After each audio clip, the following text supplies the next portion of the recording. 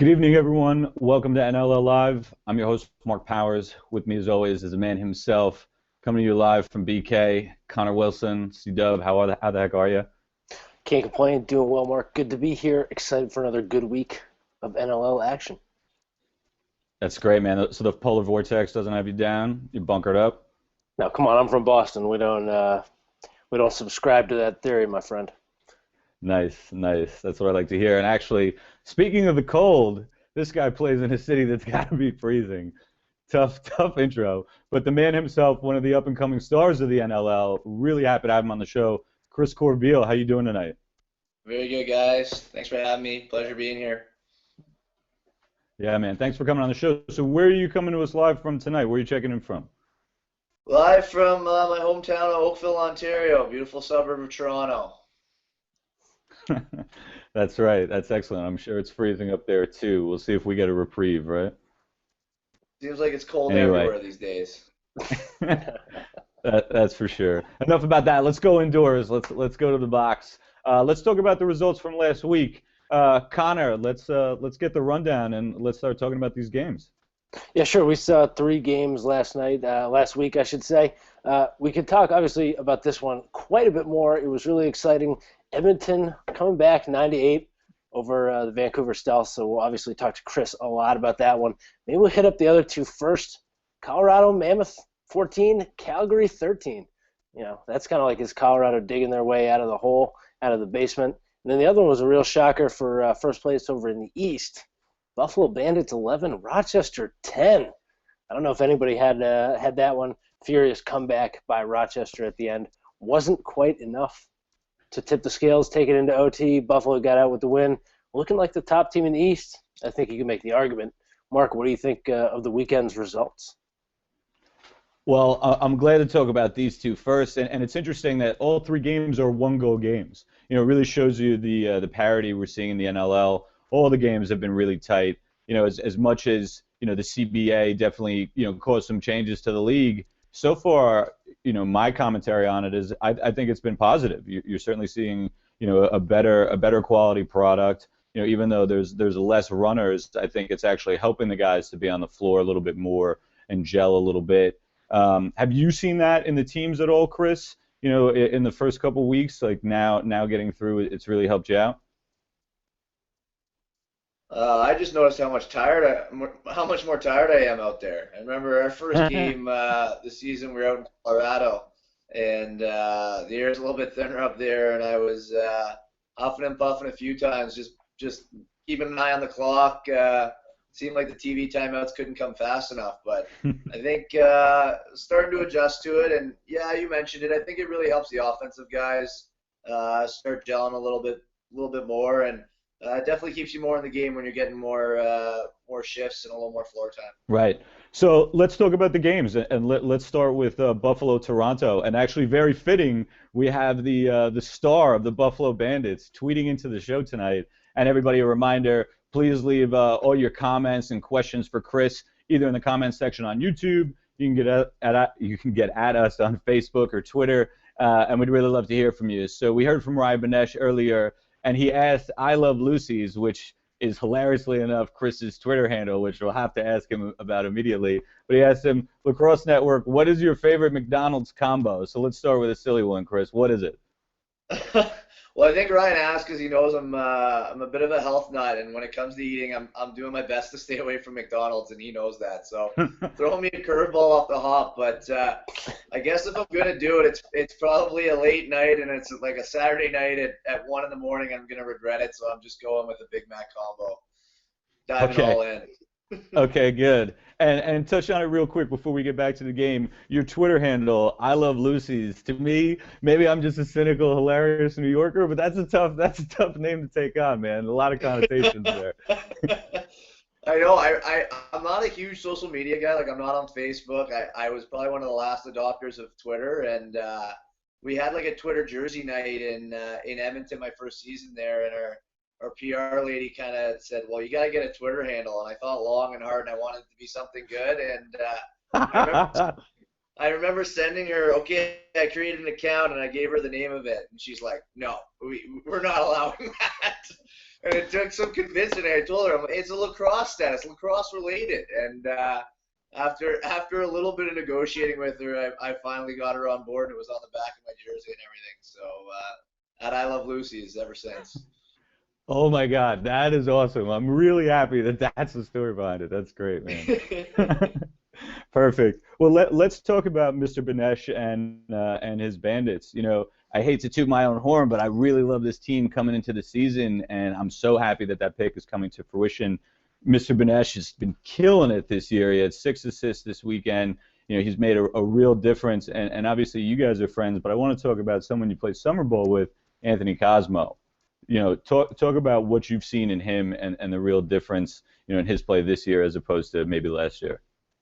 Yeah, it's tough to say, you know, especially when I'm trying to evaluate a goalie. I don't know the first thing about shooting the ball or trying to score, but Cause has really seemed to step it up this year, and maybe that comes with a little bit to do with the guys that are in front of them. They've made a lot of personnel changes there in Buffalo and sort of changed the look of things, Sure. you know, not just on the floor but on the bench too, and I'm sure some of the schemes have been changing as well, but you look on paper, and that is a stacked team, top to bottom, offense, defense, goaltending, with a ton of experience. And that's, I think, probably what Cosmo brings more than anything is a great deal of experience and a guy that's a proven winner and a champion in all sorts of leagues. So when you have that between the pipes and you're falling back on that, and he's your last line of defense, I think your team's gonna have a lot of success.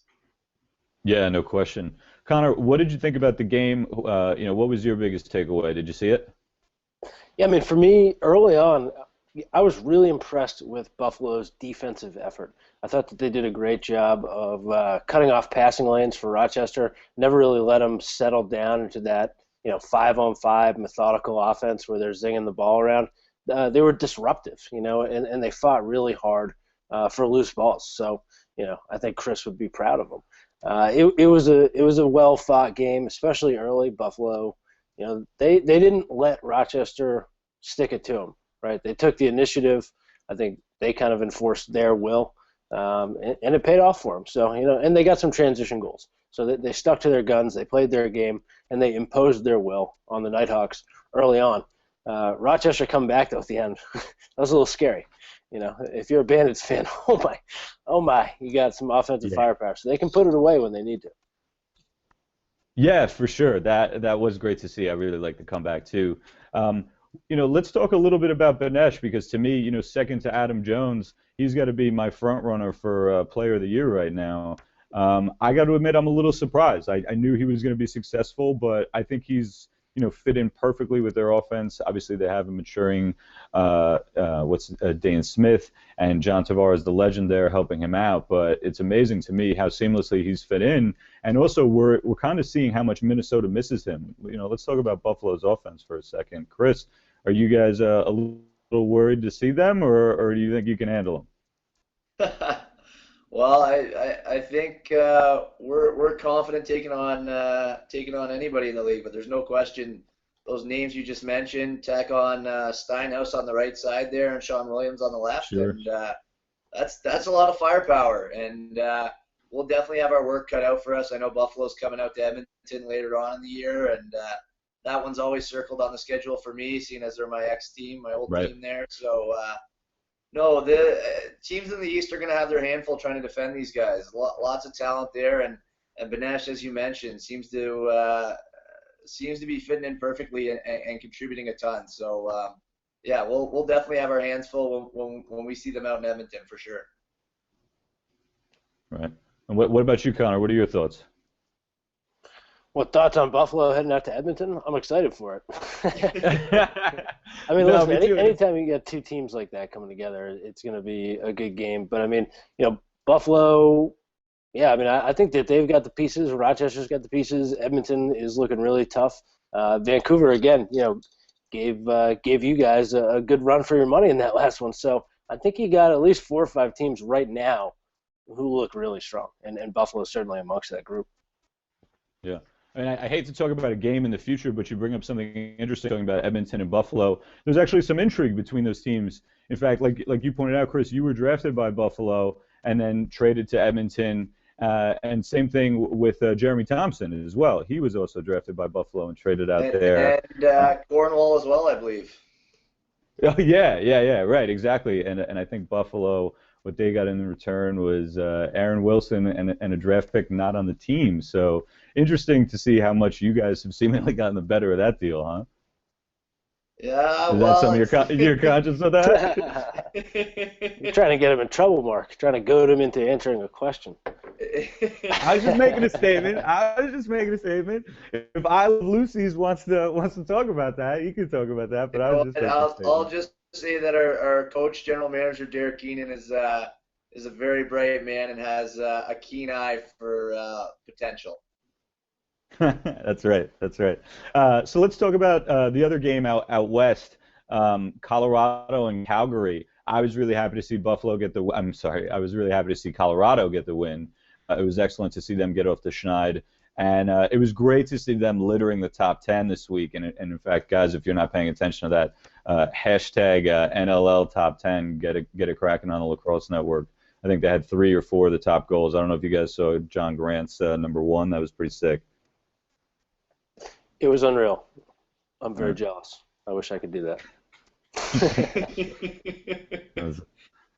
That's right. Any thoughts out of you guys? Anybody catch this game? I didn't get a chance to see it. I really only saw the highlights.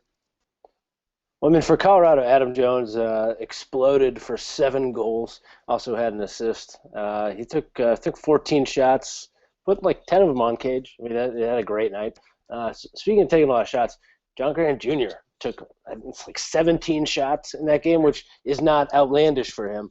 12 of them went on cage, but only 3 of them went in. So, that was kind of a rough night. So even if, he struggled a little bit, Iannucci, I think, had a goal, 1 point. We didn't have a lot of guys show up, but they still found a way to win. Got pretty good goaltending. And Calgary, again, balanced scoring. What can you say? And they're another quality team out west. Yeah, I'm looking forward to catching this game on the retape on YouTube, the non-live version at lunch at work tomorrow. This is my league pass game. I think these are 2 teams that like to get up and down the floor. Did you happen to catch this game, Chris, or do you want to talk about these teams at all? Like you, I just saw the highlights, but after our game, everybody was going over the stats and couldn't believe Adam Jones, 7 goals. Pretty incredible when somebody puts up those kind of numbers. And unfortunately, I had to see lots of Adam in my junior days while he was playing for Orangeville, and I was with Brampton, and he was winning Mintos, and I was losing in the finals to him. So I always told people he was the most dominant player I ever played against at any level. He just has a capability of controlling the game and taking it over, and he's starting to do that now in the NLL, starting to get his legs under him. He's always been a big contributor for sure for Colorado, but now he's really starting to take the lead over there, and I think that guy's real dangerous, and I'm happy that he's a lefty, and usually Rubes and Dilksey and Mitski have to cover him and not myself. Selfish, but understandable. Yeah, he's really exploded. I mean, if you had told me before the season, Mark, who are your top 10 MVP candidates, wouldn't have had him on that list. So, to me, he's had a little bit of a meteoric rise. I'd like to watch him. So let's get to the last game of the week, the one that Chris was playing in. Let's talk about the nail biter, Edmonton 9, Stealth 8. Chris, how did it go? Well, it was quite an interesting game, and one that we're usually accustomed to being on the other side of things, where we're up big at half and let it slide. But basically, we let Vancouver get out to an early lead on us, and I think we were down 3-1 at the end of the first quarter and 7-1 at one point, 7-2 heading into the half, and we kind of regrouped at halftime. And honestly, we made a few errors in our defensive schematic, but nothing that couldn't be corrected or nothing that needed to be adjusted too drastically. And we honestly felt like our offense was playing well, and we just ran into a hot goalie. T-Rich was playing phenomenal. He made some incredible saves. That one diving save at the end of the half has been all over highlights. It was on SportsCenter. I think it was on ESPN. It's crazy. So, yeah. I mean, kudos to T-Rich because he played fantastic really all game long. But like I said, our offense was getting decent opportunities, and we kind of just said, guys, don't get frustrated, keep plugging away. We're gonna find a way to get some by them. So let's, keep our heads up, keep working hard, and we managed to chip away. And it wasn't like we went on a big run in the second half, but it wasn't like we were scoring goals in bunches. They were coming, every 5 or 6 minutes, and we were slowly eroding that lead, and managed to get up 9-7, and Dutchy banged one home with just a minute left, but we managed to hang on for the 9-8 win. So real happy, and like I said, that's a game that we've been on the other side of a bunch of times. It happened in the NLL championship 2 seasons ago to Rochester, where we were up 6-1.5 and ended up letting it slide away. And there's definitely even our elimination game last season to the Stealth, where I think we were up 6-1.5 or 7-1.5 or something like that, and they ended up having an awesome second half. So it's good that our young group is showing maturity and poise, and we were able to stay calm and come back and get the win. Oh, and I gotta give props to Brody Mcdonald, who came in relief and played phenomenal in his home barn of in Langley at BC. Guy was unreal, and never an easy job when you're coming off the bench cold in the second quarter in relief, and he did a fantastic job in replace of Aaron, who I believe was a little under the weather. So we got 2 great goalies between the pipes, and we couldn't be more confident in either one of them. He started off with a great leg save.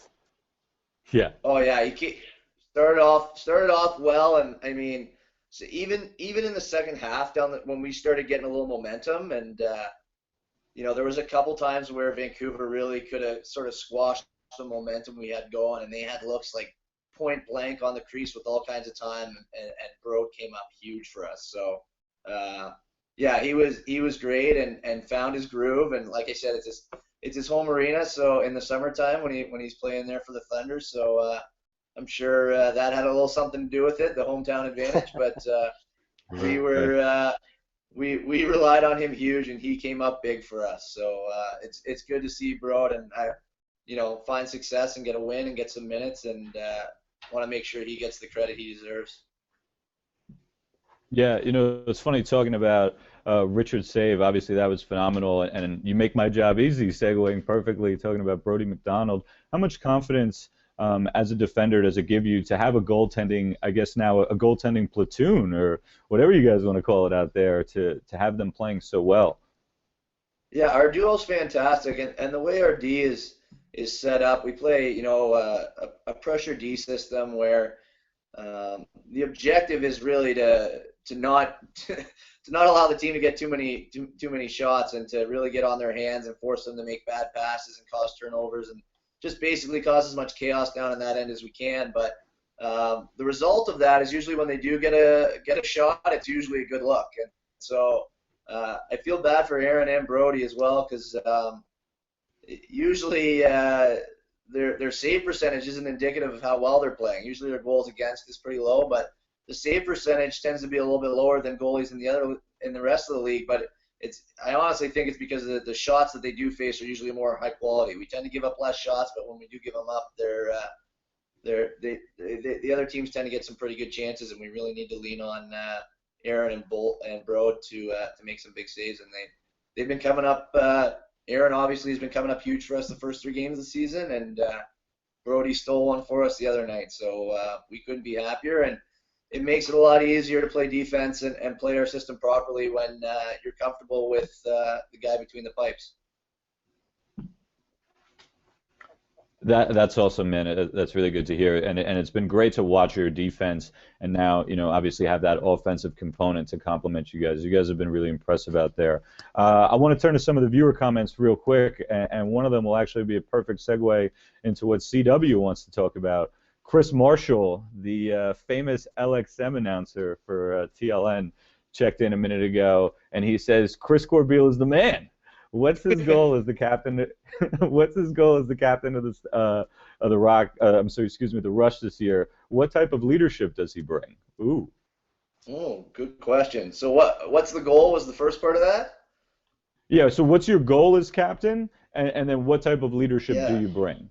Well, honestly, I wouldn't say as captain, but as a leadership group, we kind of came up with 3 goals at the start of the season, and the first one was that we wanted to have a strong start to the year. So, you know, I guess we've somewhat accomplished that. I think we wanted it to be the first 5 or 6 games, so we still got a couple games to go, but so far so good on that task. The second one was we wanted really to improve our play at home this season. That was a big factor for us, and we've had successful seasons in the past. Last year we did real well, but we were 7-1 on the road, and only 2-6 at home. So improve our home play, and then the last one is to win a championship. And anything less of that is, going to be a failure for us. We really think we got the personnel to do it this season, and we think that we have the capabilities to do it for sure if we just put in the work and we put in the focus, and we should get the results we're looking for. So those are sort of the 3 goals. Very long-winded answer there for what the goals are, but that was them. And then what kind of leadership I bring is, I try and let my play do most of my talking. Obviously when you start wearing a letter, your responsibilities in the dressing room to be a little more vocal and to speak up. And I enjoy doing that, probably not as much as my predecessor, Jimmy Quinlan, enjoyed doing it. He was a little more vocal than I was, so I tend to lean on some of the other assistant captains and the coaches to do a little more of the talking. And I just, like I said, I let my play do as much of the talking for me as I can. And I think if you lead by example, that really motivates and kind of inspires guys on the team. So that's what I try and get done. Well, it's an interesting answer too, especially because you do bring up Jimmy Quinlan, which is now Coach Quinlan, right? Exactly. Your first 2 years with Edmonton, he's your captain. Now you're the captain at a relatively young age. He's your coach. I mean, that's an interesting dynamic, and I would think a relatively unique one. Can you speak to that a little bit? What's that been like to have a guy that you kind of already know and trust?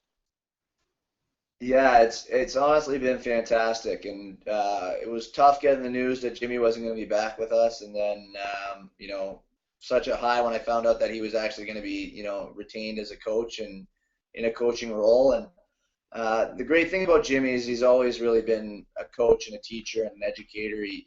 His occupation back home in Edmonton is he's a high school math teacher, and he coaches the lacrosse programs at his high school down there, and it just comes to him so naturally. And I've always found Jimmy to be a bit of a mentor for myself, and even my first 2 seasons in Edmonton, I had a real close relationship with him, and I learned a lot from a guy that's played that long in Edmonton and just that long in the league. There's a lot to be learned from guys with that kind of experience. And now that he's in a coaching role, it's fantastic for me because obviously I'm taking on a lot more responsibilities and a lot of duties as captain. And a lot of stuff is stuff you expect, but then there's also that stuff that kind of you're not expecting when you take on that position. And stuff you didn't see or you didn't really think about heading into the season. So it's great to have Jimmy to bounce ideas off of or to ask questions when you're sort of blindsided by that stuff or whenever I'm feeling overwhelmed. It's fantastic that I get to lean on him for support and for advice, and it's just in Jimmy's nature to help guys out and to offer that valuable insight. So it really has been fantastic, and James has been doing a great job with our defense this year, and really has transitioned seamlessly into that coaching role, and allowed me to transition better into the captaincy role for sure. Now we got a quick question. Actually, we're going to field this from the National Lacrosse League itself. The league is coming down on you. They're watching. Yeah, watch out. Is George Daniels' personal account? He may be tweeting at us. I don't know. We're trying to get him on the show. Let me know if you got any connects in there. And I think that they're trying to stir the pot, which I personally appreciate. But I actually think it's a really good question. Right. What team do you guys worry about the most? And for me, this question means, who do you think matches up the best against your style of play? Let's get a little analytical with it here. Wow, that's a good question. You know what? I'd say that's a tough one. Off the top of my head, I guess this is the opposite of being too analytical here. But the answer that comes to mind off the top of my head is Calgary, just because we've had so many issues with them in the past, and that is a team that has a lot of strengths. They got some great defense, and they've been dealing with some discipline issues this year. But I know when that unit starts playing a little smarter, they're a real tough defense to play against. And I think that offense. We were talking about Buffalo's offense earlier and how potent they are, and I'd like to throw Rochester in the mix too there. But I think Calgary could have the best top 6 or 7 offensive players in the league at this point. So I have to go with Calgary. And obviously we came out in Edmonton a couple weeks ago and played very well and got the result we were looking for. But that's a team Edmonton's just had a bad series with them in their history, and they've always been our provincial rival. And you can't argue with the stats. They've had our number the few seasons. Yeah. So is that something you guys focus on? Kind of past results, or is it once a game is over, it's moving on? That's a tough question. Honestly, it's you want to say it's forget about it, and move on, but it's when they hype it up and they make it the Battle of Alberta, and there's obviously Roughnecks fans when we play them at home, and there's Rush fans that make the trip when we play them in Calgary. So a lot of times there's supporters on both sides, and it's one of those things that's hard to forget, especially if you've been there for a couple of years. It was something I wasn't really aware of when I first got there, and we went 0-4 I think that season against them and managed to beat them in the playoffs. But I'm sure for as you spend more time in the league, I know it was a big issue with Jimmy, and he always hated Calgary and playing them and wanted to win more than anything. And now that I've been there a couple seasons, I'm developing that hate for Calgary too. So it's just sort of the way things goes. We wind up playing them like 4 or 5 times every season, and when they get your number that many times, you can't help but hate them. Yeah. That's a pretty bitter rivalry, but I got to be honest, I really love watching those games. They're some of the best I saw last year. Yeah, we had some good games with them last year for sure. Looking forward to more this year. So I wanted to East Coast Dies is checking in. They want to get a look at your stick, Chris. Do you have your lacrosse stick handy? They want to see your setup, or if you don't, maybe you could describe it. Yeah, I'll grab it. Give me 5 seconds here. It's worth it. Look at this, fans. Look what we're doing. We're showing you an empty chair so that you can see his lacrosse stick. Be excited. I didn't waste too much time. No, that was perfect. I don't even know what mesh this is, what head it is. I know it's Under Armour mesh and Under Armour head. And so you know it works. Alex Turner strung it up for me, and that's how it goes. I just give him I get the items, and they're in the package, and I just hand it over to him, and Alex does magic, and somehow I'm able to shoot with it. But there it is. I can't give you any details. There's 3 shooting strings in it. There's 4. I can't even count them properly. That's my analysis of the lacrosse stick. Yeah, I don't know. I told him I wanted a deep pocket in it so I could scoop loose balls but still be able to shoot with it, and Alex made it happen. So if there's any kids out in BC that are looking for their heads to get strung, hopefully I'm getting Alex some business here. You can charge him something and get him to string up some sticks in his spare time. Nice. Is there anything special you do to break in your pocket, or you just play wall ball with it? Just wall ball. That's about it. Try and avoid playing pass with Rubes because that guy can't even throw the ball harder than like 20 kilometers an hour. It's not breaking in anything. But yeah, maybe find a good old guy that'll throw with it, and if he can throw with it, then I feel comfortable throwing with it. I'll give it to Mark and be like, Mark, how's that throw for you? And if he likes it, then I'll take it back, and I'm like, all right, yeah, this stick's good enough for me then. Yeah, that's perfect. That's awesome, and I love that. Of course, you have Mark Matthews, who has like a pretty unique stick setup, commenting on whether or not he likes it. That's perfect. That's good. Great barometer. That's nice. Before we get to some more viewer questions, I wanna do a quick lightning round with you, Chris. I wanna get 2 minutes up there. We're gonna do some quick hitting questions, and you can give yes or no answers or one word answers. Let's start with some of the easy stuff. What is your favorite movie? Did we lose him? Favorite movie?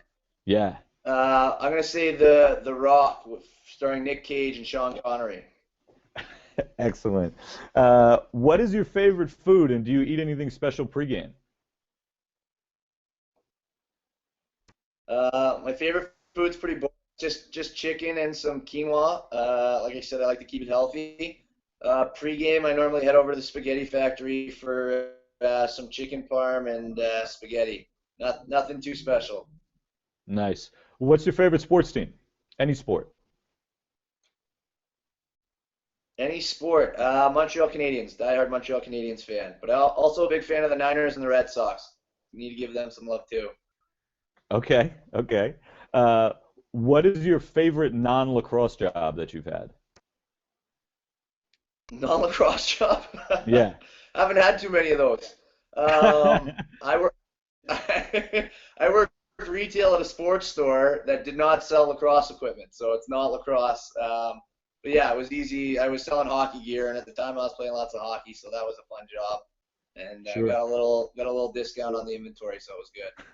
Nice. That leads to my next question. Hockey or lacrosse? Oh, lacrosse.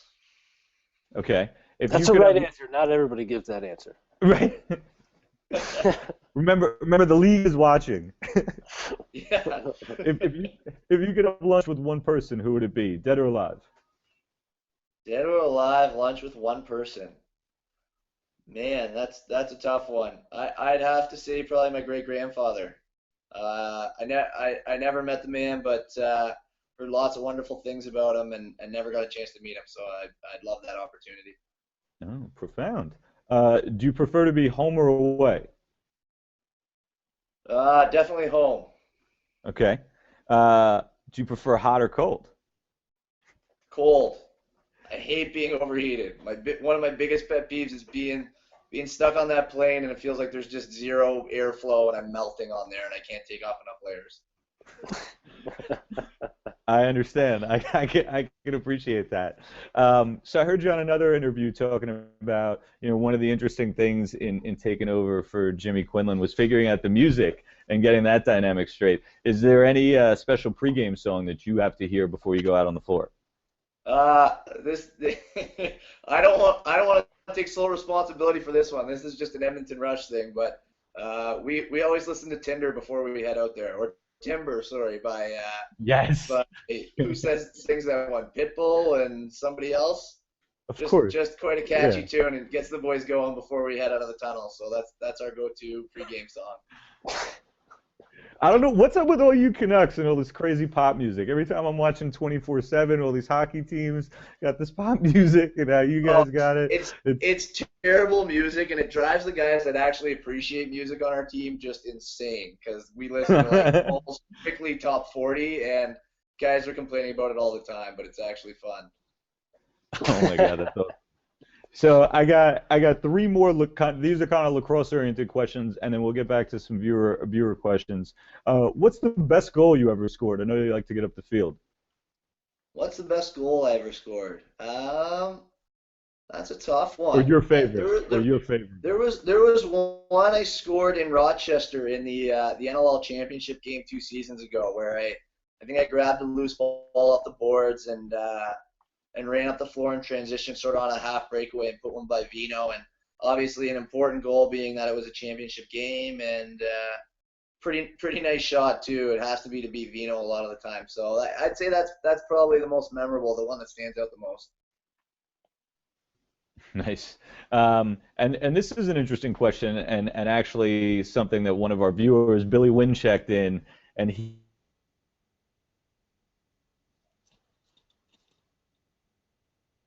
Sorry, you cut out there for a sec. Can you repeat that one? I think Billy said it must be cool to fight Brandon Francis. Oh, yeah, I'm not sure "cool" is the right word for that. That was quite an ordeal, and not something any lacrosse player is looking forward to. But it was in a moment I was sticking up for a teammate, and Jimmy, I think, had taken a high stick from Brando, so in that circumstance, you can't really back down. And we're big on being team tough in Edmonton, and a lot of times being disciplined and walking away. But if it's one of your teammates, then you stand up for your teammates. So I was definitely on the losing end of things in that battle, but it was something that I think my teammates really appreciated, and I know Jimmy really appreciated. Yeah, I think Billy probably is in the exact same boat because we actually went up and played the Stingers last year, and he got the same treatment. So he's feeling your pain. Yeah, lucky. So we're in the same boat. He knows how it happened. I was lucky enough that I think the gate opened up to the Buffalo bench, and Brandon and I fell in, and it actually ended the fight. And it was kind of a good thing because I think if it went too much longer, I probably would have been sent to the hospital or something. So. It was actually pretty opportunistic for the gate to swing open at that moment. You gotta take what you can get sometimes. We got a quick funny question. I think you'll think this is funny from Jared Davis, your boy. Does running with your chest out make you more aerodynamic? Thanks, Jared. Thanks for chiming in. Yeah, I thought you'd appreciate that one. Interesting running form that's transferred into lacrosse as well. But my parents always joked around when I was younger. I run like Forrest Gump, so that was sort of the ongoing joke. But I'd say it probably slows me down. And Jared probably knows that better than everybody else. But does it ever look good on game film though? Hey, if you're getting down the floor, it looks good. We actually got an interesting question about goalies from Rick Simigan. He's asking Scrivens or Bold? Scrivens or Bold? Yeah, I know. He's insistent too. I know people are throwing you under the bus with these questions tonight. That is, you know what? I would hope that Boldy lets me answer Scrivens just because 59 shots and a shutout, like that's something unheard of. And good for Edmonton Oilers fans because they haven't had much to cheer about lately. Right. Yeah. So I'll say for the current time I'll let Scrivens have the spotlight over Boldy, but I'm sure Boldy will come back with like a stellar performance this weekend. So I'm looking forward to it. He'll shut me up and make me eat crow, so I'll be happy. Hopefully not too much. We got Chris Marshall checking in again. He's got a great question. He says Grandma Rush is a hero of his. How much is she a part of the team, and what's your favorite thing about her? Oh, Grandma Rush is fantastic. Very much a part of the team. She's behind the scenes with everything, and after all the games, I know she always comes by and says hi to all the players, and congratulates us if it's after a win, and sort of sympathizes with us, and encourages us even after losses. So she's great, and honestly, the best thing about her is how thoughtful she is. She's always cutting out articles for the guys from the local newspapers out in Edmonton, because a lot of guys are flying guys like myself, or from Ontario, from BC. We got guys coming in from LA, wherever it may be. So she's cutting out articles.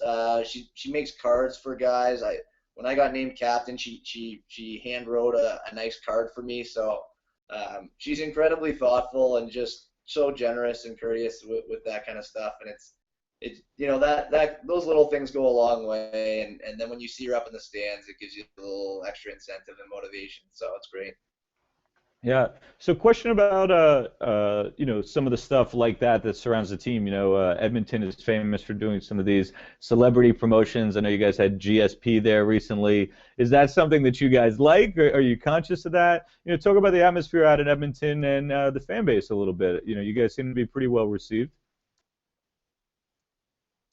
Yeah, it's interesting. Sometimes that stuff can be a little distracting for the players. I know it's great for marketing and for public relations and trying to spread news about the Edmonton Rush, which is exactly what we need to be doing to appeal to a broader market and all that kind of stuff. But at times, I'll be honest, it's hard not to be sidetracked when you have these events and these promotions going on. It's a lot of times you gotta work not just to keep yourself focused, but the guys in the room focused on the actual task of going out and playing the game and getting the win and all that stuff. But it's exciting. I know a lot of guys loved having George St. Pierre there. We have quite a few big UFC fans on our team. I know Brett Mitski and Nick Billick, Mitch Bannister were all pretty thrilled to have GSP come by and take pics with the boys after the game. So that was real exciting for them. And the fan base in Edmonton has been great, and they're incredibly supportive. And we just want to really, like I said, one of our biggest goals heading into the season was putting together a solid home record this season, because we just haven't been getting the job done at home in the past in previous seasons, and our record's been pretty feeble there. So we're really looking on improving that, and there's really no excuse for why we can't play better at home. So, it's something we're 2-0 so far this year, and hopefully we can continue to build off that. That's awesome. So, do you guys feel that you have like a real home field advantage then? Are the fans close to the field out there, or close to the turf?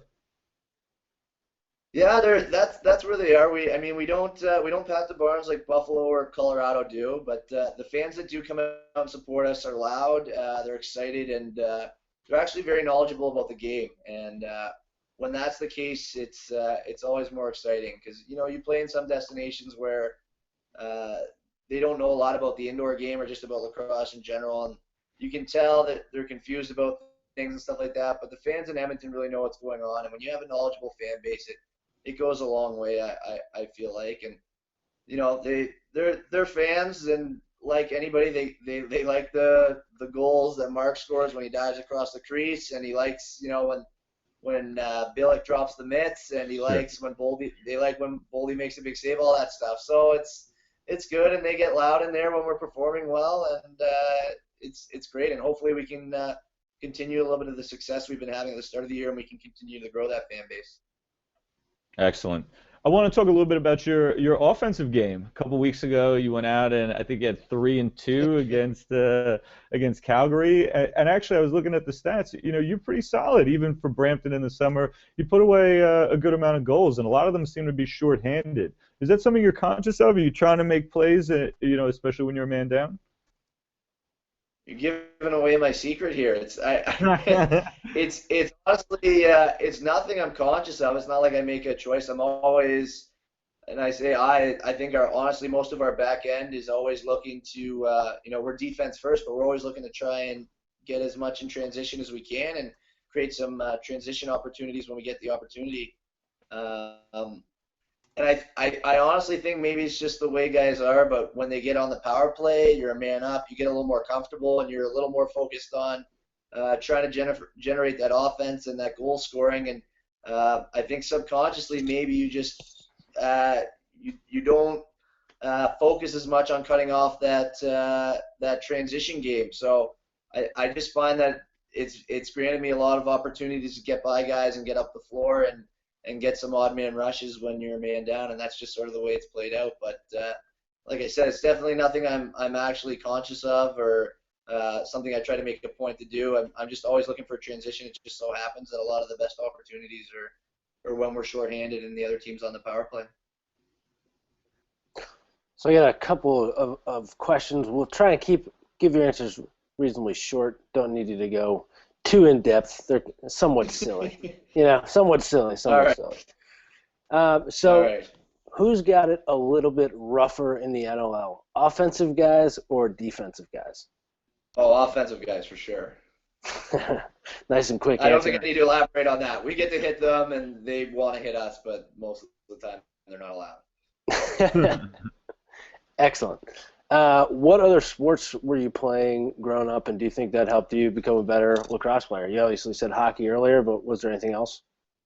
Yeah, I played hockey in college. I played a little bit of baseball growing up, and I ran a little bit of track and field as well. So I think anytime you're involved with any sports, really, a lot of times the skills can be transferred over. I know the hand-eye coordination lacrosse actually helped me out in hockey, and I'm sure just the conditioning, always staying active and being involved with sports has helped keep me fit. And I think if you're in good shape, you're going to be better off playing any sport, right? Yep, I'm with you on that. Now, would you give field lacrosse a shot now at this point in your life? I actually went to the Team Canada Field Lacrosse Tryouts. Man, that is Upcoming, embarrassing. I should have known that. what's that? Sorry.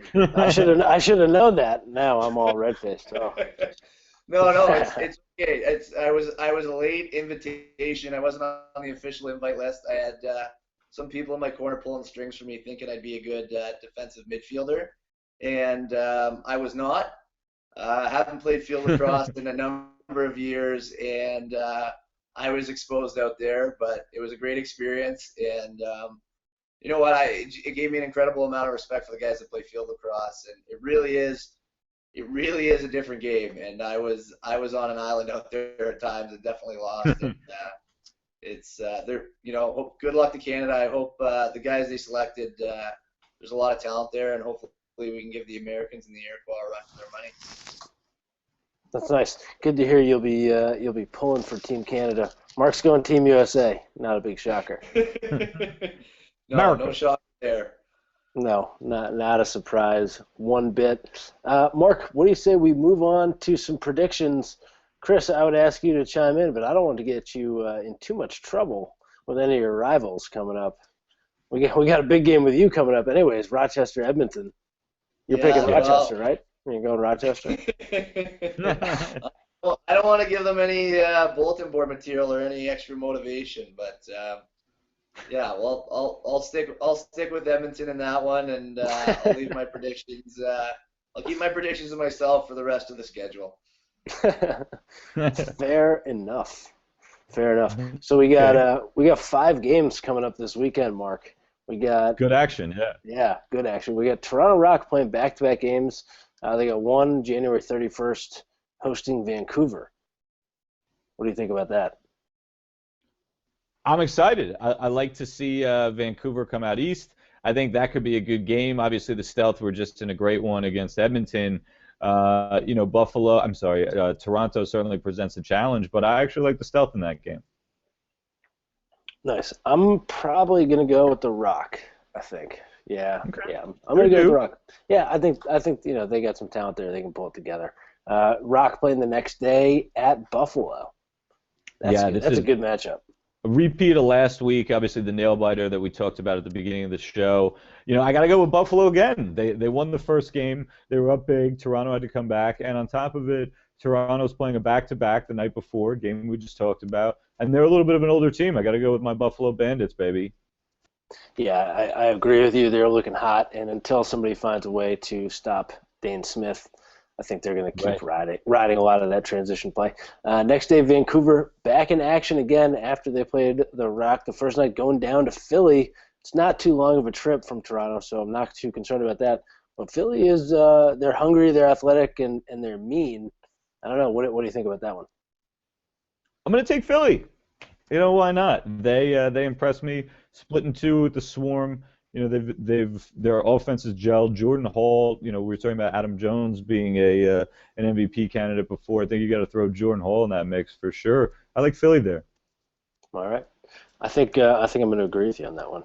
Hard for me to say that Vancouver's going to drop 2, but it could happen. You got Minnesota at Colorado. 2 teams both in not desperate necessarily, but definitely in need of wins. Who you got in that one?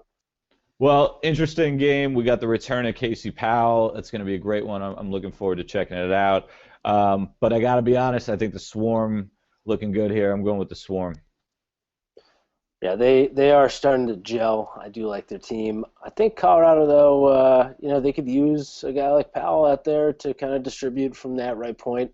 I think they could be good, so I'm going to go with Colorado. I feel a little crazy for making that pick, but I'm going with it anyways. And then we're up to the premier matchup, what I think of the weekend, Rochester at Edmonton. Mark, what do you got? I got to be honest, my pick hinges on a healthy Dan Dawson, and I don't know enough about that. He left last week's game seemingly with a leg injury. From what I read, he was limping around. He drives the bus for them other than Cody Jamieson, and without him, you're already going up against what's the most formidable defense in the league with the man we're interviewing tonight, Chris Corbeil, Kyle Rubish, Aaron Bull, Brody Mcdonald. So I'm going with Edmonton. I love the Rush. I've been a believer since the beginning. I'm Good going Edmonton, baby. That's right. That's right. All right. I mean, the next time we're out on the floor together, which I hope is never, Chris Corbeil is going to Brandon Francis me for this, but I might have to go with the Nighthawks. Yeah, I think I don't like them to lose 2 games in a row. I think they're driven this year. They True. want that. They want that third title, so they're going to bring it. But it's going to be a good game. They'll be hungry. Yeah. They'll definitely be hungry for that win, especially. I think actually that was one of the first things Coach Keenan said after our game was he pulled up the phone and was checking the scores, and he said, "Be ready next week, boys, because Rochester dropped 1, and that's a tough team to lose 2 in a row, so they'll be coming out hungry." So it almost would have been better for us if they were able to get that win over Buffalo last week, I think. Yeah, right. You're never praying for somebody, to have a tough dropped game the week before you play them. But at the same time, you get to face them at their hungriest. So it should be a heck of a game for everybody out there in NLL land. I'm excited to watch it. I'll be tuning in for sure. Yeah, we got our hands full, and I agree with you. I think it's going to be a great game, and it'll be a hell of a battle. So I'm looking forward to playing in it. Can't wait. Nice. One quick question for you before we head out. Somebody was Billy Wynn was checking in again. He had a question about what was the best lift to prepare for box lacrosse. You were talking about that you're a fitness buff. What's your favorite lift, and what do you think is the most beneficial for lacrosse players? Oh, for lacrosse players, that's a tough one. Best lift. Well, my trainer would kill me if I didn't give him a shout out for a little bit of core and. Core. The one thing he actually, if anybody knows what a prowler is, they're just this, they're kind of like a sled that you push around and you can throw weights on it, and that thing is deadly for conditioning. It's not really a weightlifting activity, but my trainer gets me on that usually about once a week, and it is a grind and it's a killer, and that has gotten me through some of those tough times, like I said at the start of the season with that thin air in Colorado and some long shifts where the offense seems to be getting a lot of resets on the 30. So yeah, I'll say the prowlers. Those are the best workout for lacrosse guys, because you got to be in good shape, especially with 16 runners now. Yeah. I'm glad we can end on a meat and potatoes moment. So anyone you want to shout out? You got any shout outs, Chris? Do people need to get in touch with I Love Lucy's? I'll give a shout out to my whole team there in Edmonton, but I'll give a particular shout out to my good buddy, my D partner and roommate Kyle Rubish, who I know was watching at home and has been texting me intermittently, chirping most of my answers. So I'll give him a shout out. I think JD probably deserves a shout out for sending in one of his questions. Thanks a lot, Jarrett. That was appreciated. So those are my shout outs. Chirp City, we like it. Connor, anything you want to leave us with? Watch NLL games. What else is there to do? It's cold. Stay inside. That's right. In fact, catch all the NLL action on TLN. You can always find them on the Lacrosse Network on YouTube, and also check out the top 10 plays every week. Please get at us at #NLL Live. We'd love to take your questions. We'll be taking them all week in advance. That'll do it for us this week. Killing it out here as usual. That's it for NLL Live, everybody. Have a good one.